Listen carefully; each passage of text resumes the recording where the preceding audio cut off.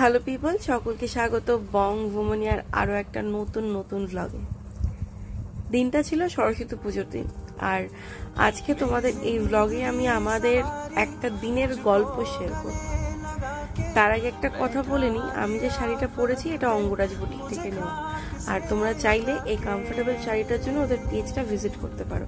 আর মালাটা বোলপুর থেকে নেওয়া।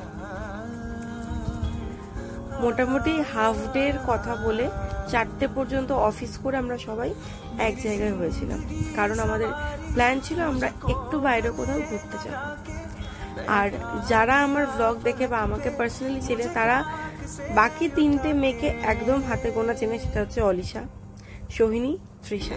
মানে আমার যে বান্ধবী এরা সেটা সবাই জানে, বা আমরা 4জন যে সবসময় একসাথে ঘুরি থাকি সেটাও সবাই জানে। বন্ধুত্বের তালিকাটা না বয়স বাড়ার সাথে সাথে খুব ছোট হতে থাকে, আর এই মানুষগুলো আমার সেই তালিকার মধ্যেই পড়ে। হ্যাঁ, 2-1জন আছে যারা এই ভিডিওতে হয়তো নেই, কিন্তু তারা অবশ্যই সেই আমার খুব কাছের মানুষের তালিকায় একদম বর্তমান। সবাই শাড়ি পরে সুন্দর সেজে গুজে বেরিয়েছিলাম একটা ডে আউটের জন্য, যেটা আমাদের একটা ইভিনিং আউটে গিয়ে পরিণত হয়। আর আমাদেরকে কেমন লাগছে, মানে আমাদের প্রত্যেককে কেমন লাগছে সেটা কিন্তু কমেন্ট সেকশনে জানাতে একদম ভুলবে না। ফাইনালি 4:45 নাগাদ আমরা বেরোলাম, আর যাচ্ছিলাম হচ্ছে আমরা ডিসকভারিং নেচার গুলমা। এর আগেও গেছি, সেই ভিডিওটা তোমাদের সাথে প্রায় 1 বছর আগে শেয়ার করেছিলাম, আর আবার যাচ্ছি। নিজের স্কুলের ঠাকুর দেখা হয়নি, কারণ অফিসের চাপে এখন নেই ঘুরে বেড়ানো ব্যাপারটা। সরস্বতী পুজোর দিন ঘুরে বেড়াবো, কলেজ যাবো, স্কুলে যাবো, এটা হয় না। আর আমি যেহেতু অফিসে সেইভাবে তো মেকআপ করে যাওয়া পসিবল না, তাই জন্য গাড়িতে বসে একটু টাচ আপ করছিলাম। আর সবাইকে জিজ্ঞেস করছিলাম যে দেখো হাইলাইটারটা ঠিক আছে নাকি, এই নাকি ওই নাকি।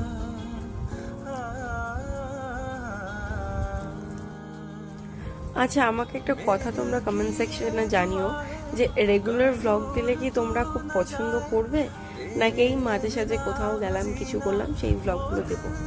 আর মিনি ভ্লগগুলো আমি আমার যে ইউটিউব চ্যানেলটা আছে সেখানে আপলোড করি, আর আমার যে ইনস্টাগ্রাম ব্লগের জন্য আলাদা একটা আইডি বানানো আছে সেখানে আপলোড করি। দুটোরই নাম বং ভুমনিয়া আছে, তোমরা কাইন্ডলি ভিজিট করে নিও।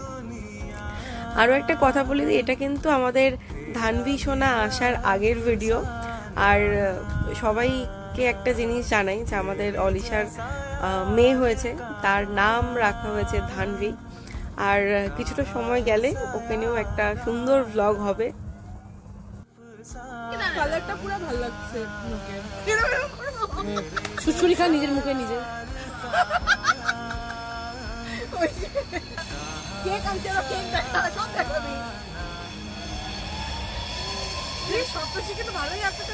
সপ্তশী নিচে ট্রেন উপরে জায়গা নিচে নামারে ফোনটাকে। ও হবে সবচেয়ে ট্রেনটা দেখা। ওই যে ট্রেন ও ঝিকঝিক করে যাচ্ছে, ওই যে এসি কম্পার্টমেন্ট। হ্যাঁ ইলেকট্রিক ট্রেন। দেখেছে আগে থেকে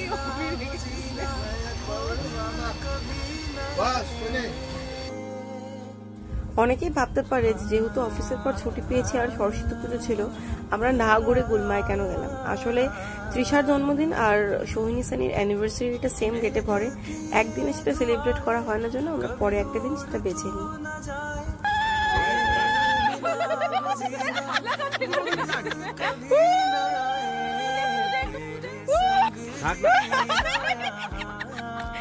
সোহিনী ভাবতে ধান আমি খাওয়া শুরু করি ভাই। ওর খাওয়া খাওয়ার দিন নাই, যে যার মতো খাচ্ছে, ছুরি দিয়ে খাওয়া যায়, যে যার মতো খাচ্ছে। তুই খা একটু।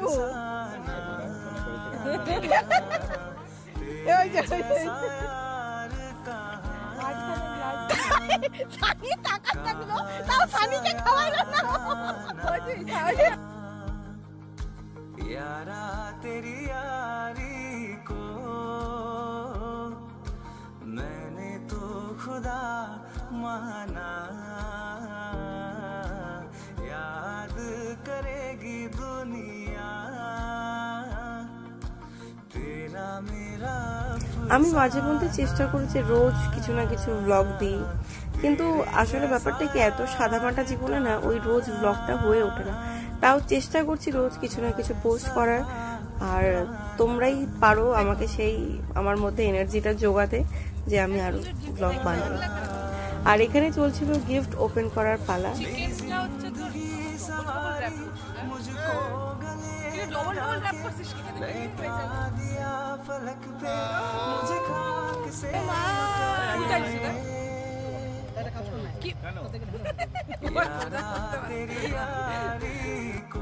একটা সময় ছিল যে বিকেল বেলাটা আড্ডা মারাটা আমাদের ম্যান্ডেটরি হয়ে গেছিল, মানে যে যেখানেই থাকি না কেন, যাই কাজ থাকুক না কেন, আড্ডা আমরা ঠিক মারবই।